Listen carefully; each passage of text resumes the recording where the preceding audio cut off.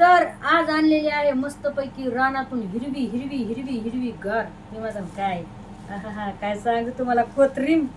बाई काय सांगू तुम्हाला, ही कोथरीम तुम्ही कोळशामध्ये टाकावा. कशाच्या? मटणाच्या कोळशात टाकावा. काय भारी राव, काय भारी राव. अव तोडूच वाटत नाही, रानामधून चोरून आणली मी. काय ते म्हणतात काय सांगितलंय तुम्ही चोरून आणते. ए भाऊ चोरून नाही आणली मी काय.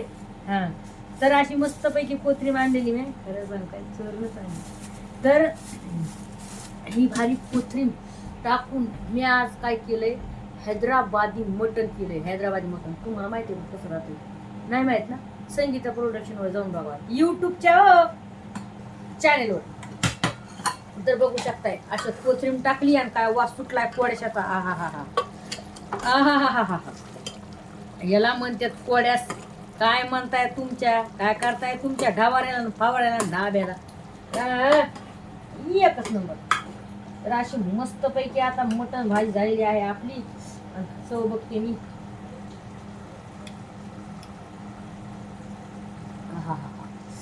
सुख म्हणजे काय असते? सुख म्हणजे हे असते का? तर एक नंबर भाजी झालेली आहे आपली. आणि आता मी याच्यात सुक्क म्हणजे सुक्क ठेवणार आहे थोडं. चपाती सोबत, भाकरी सोबत, ज्वारीची भाकरी करायची, सॉरी बाजरीची मस्तपैकी काढून. तर तुम्ही करतात का असं नक्कीच मला कमेंट करून सांगा. आणि हैदराबादी हे मटण केले, दही टाक मसाला एकदम आपल्या घरचा थोडा एवढा टाकून.